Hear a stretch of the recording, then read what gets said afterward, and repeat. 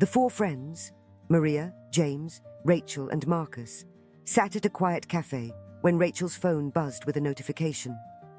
Her eyes widened as she read the headline aloud. Major corporation to cut support for local education initiative. Rachel's face flushed red. Unbelievable! They're abandoning the kids. I knew they'd pull something like this. We should protest right now. She stood abruptly, her chair scraping against the floor. Marcus placed a hand on her shoulder gently.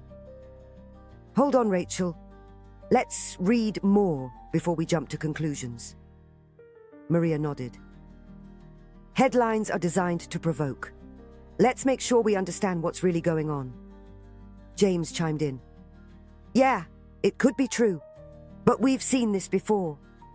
Headlines that stir anger without telling the whole story.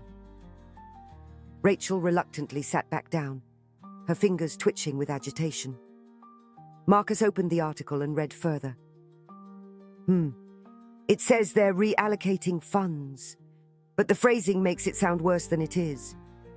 The company claims they're redirecting resources to new programs that support mental health and after-school activities. Maria raised an eyebrow. That's not the same as abandoning education. It's more complex than the headline suggests. Rachel crossed her arms. So what? We're supposed to believe they care.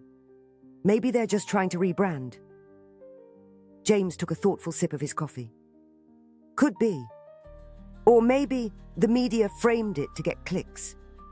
We've seen how headlines manipulate emotions to keep people divided. Maria added, think about it. If we all get outraged without the full story, we're easier to control.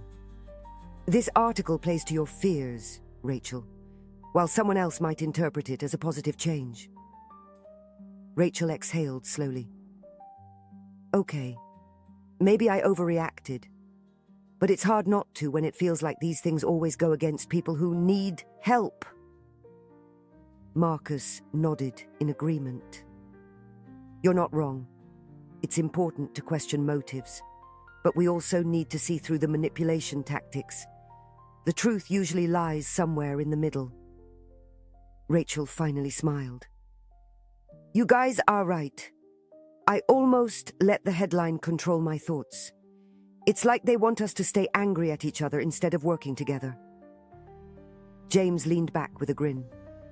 Exactly. That's how they keep us divided.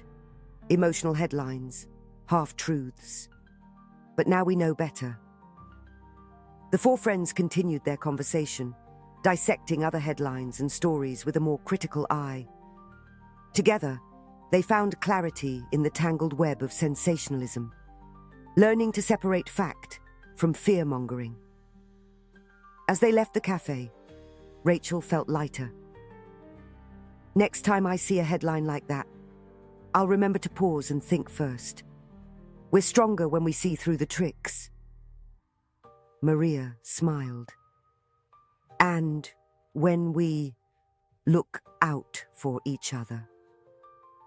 They walked away, united not just by friendship, but by a shared understanding of how to see through the noise and find the truth hidden beneath the surface.